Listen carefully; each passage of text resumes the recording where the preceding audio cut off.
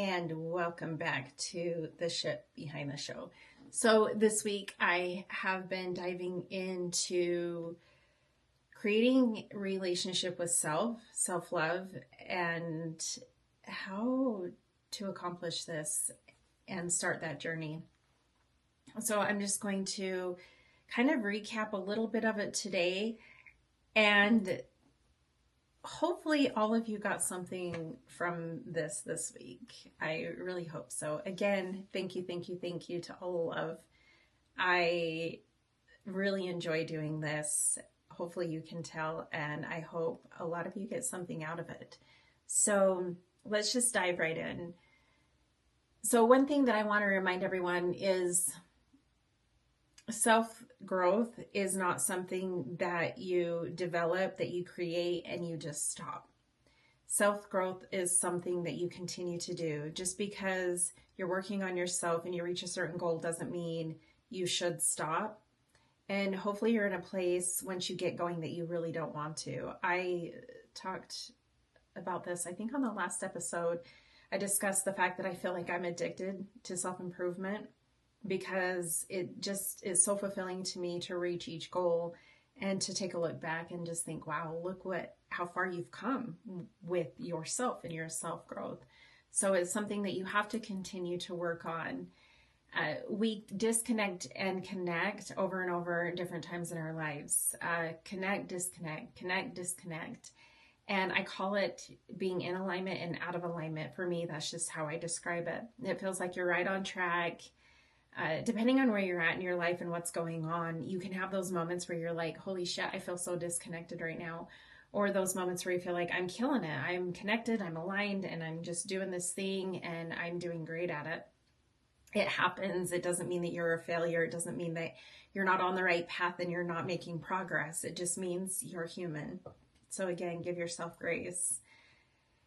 Many people that are single think that when you get into a relationship also that you don't need to keep doing the self-work.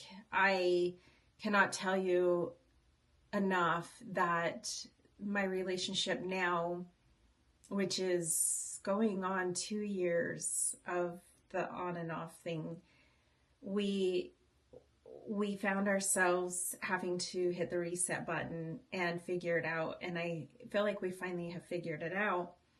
But one thing that I discuss with he on a daily basis, especially when we get into those hard conversations where I feel like conflict could arise from it, he understands my journey that I've been on, my traumas and triggers. He fortunately has not been through as much in his relationship life as I have, or as many traumas, I guess, and hardships. But he's got his own stuff in life.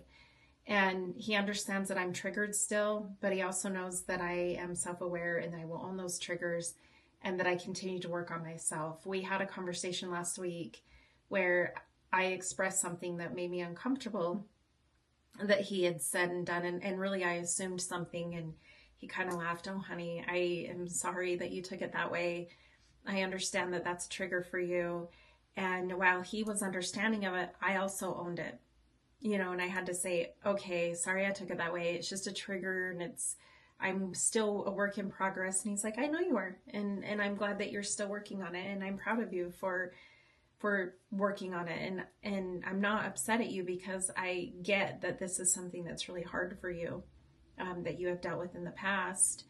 And so he's understanding that I'm a work in progress, and I am understanding that I'm a work in progress, which really helps us both, right? I have to be understanding of the fact that he's not my past, and he has to also understand my past. And that being said, I'm still working, even though we have mastered the hard conversations, and we have mastered the arguments that don't escalate, and we have mastered being kind to one another and giving each other grace. We're still work in progress, and I continue to work on myself on the daily. So that is something that you still have to do. You may find yourself finding that partner that you have thrived for and that you have worked so hard to get to, but it doesn't mean that you should stop the self-progression and the relationship with self. They are not completing you. That whole, oh, you complete me. No, you complete you. They just add to that complete puzzle that you have created. And that's amazing. The truth is, you're going to need to work on yourself more during relationship than when you're single. If you really think about that, it's challenging to have this self-discovery and work on yourself and be honest with yourself on your path and where you've been and where you've found resistance and where you have succeeded and exceeded goals and expectations. But when you add another person into that mix and you're trying now not only to work on yourself and to keep going and thriving alone, but also with this other human, and now you're trying to cultivate a new relationship and really work on that, it is hard. But it's so important to do. If you're both just stagnant and in this stagnant energy of, oh, well, we made it, then there are going to be times in that relationship that just feel way too heavy to overcome. Relationships, I don't like putting it out to the universe that relationships are hard, but they are work. And sometimes the work feels like it's harder than others. I don't feel like my relationship right now is work at all. It's easy to me. Our day-to-day is just easy. Did we get here overnight? Nope. Have we had our setbacks? Oh yeah, we've had our setbacks and we've corrected them and we've both learned from them. It takes two. And I feel like we've both learned and grown a lot, and it is a conscious choice for us to continue to work on this and to love one another with kindness and understanding. And so just remember that you've got to continue this. You've got to stay on this journey of self-love and relationship with self, even when you're in a romantic relationship. But whether you're single, in a relationship, married, dating, whatever, when you stop working on yourself, you start to drift away. And that's when you can feel like I'm compromising myself for outside validation, and you're going to find yourself right back at step one. So it's so important to keep doing this. Again, you're human, give yourself grace, but continue to work on yourself. Also, not working on yourself will cause you to not put in the effort in the relationship with another person. So what that means is if you're not self-reflecting, you're not looking at how can I continue to grow for myself, you won't be giving that extra attention to the relationship either. You will be solely depending on that other person to be who you want them to be. While I think it's so important to dive into self-love and create that list of that perfect partner that you are wanting in your life and that person to add to your happiness, they cannot be your only happiness, and you have to be the partner that you are seeking. So if you want someone who is whole and you want someone who is understanding, look in the mirror and be that person who is understanding and whole. Be that person who loves you so you can attract the person who also loves you and respects you.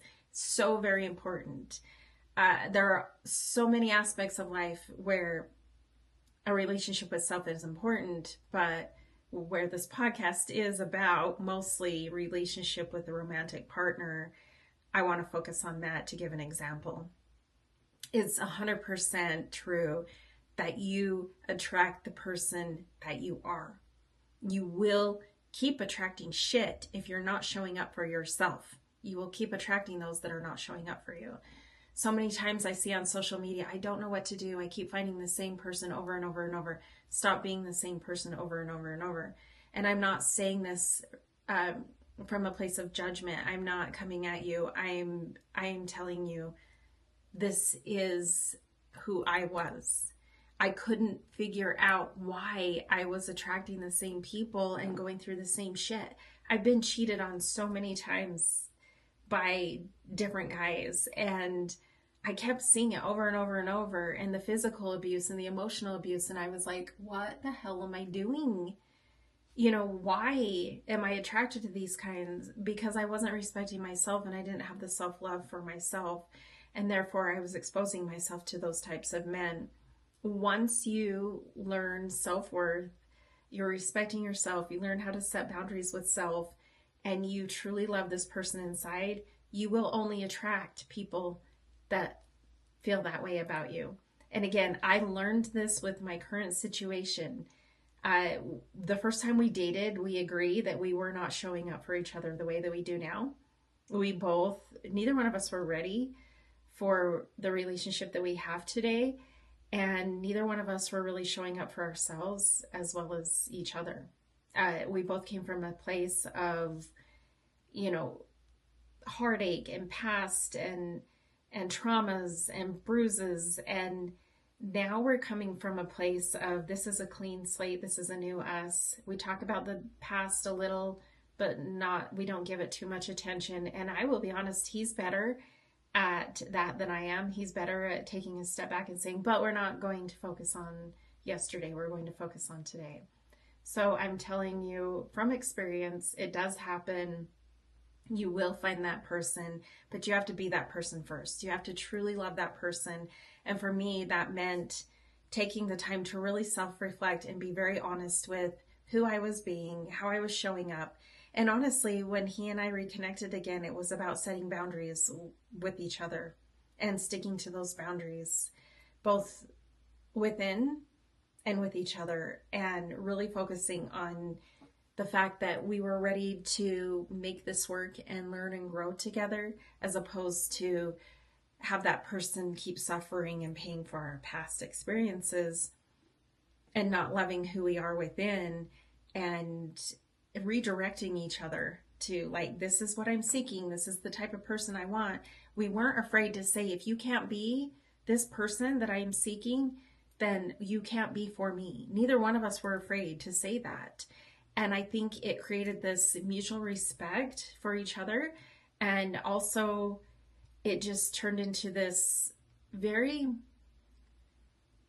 very calm relationship of giving each other grace, but also giving ourselves grace and love. And that is beautiful and that is amazing. And again, I'm finding that in other aspects of my life where, yeah, my circle just keeps shrinking, but that's okay because I'm putting myself first, my values and who I am to my core, what I desire and what I want and how I want to treat people as well as be treated. And it has created a very low drama, if any. I have no drama right now, actually. Just fulfilling, peaceful life. So again, I am sharing these things because I've done it. I have seen that it works. I am so excited to hear all of your stories. And I'm also excited to start helping all of you on the daily get through this. So again, if you find yourself at a point where you really, really need someone to walk you through it, get a hold of me. I can help you. I have the tools and I have the experience. So thank you again. I really enjoyed discussing this with myself for all of you. I was going to say with you this week. Again, self-love and a relationship with self-care is so important to me, and I want it to be important for you as well. Until next week, have the most amazing week. Love you all. Bye.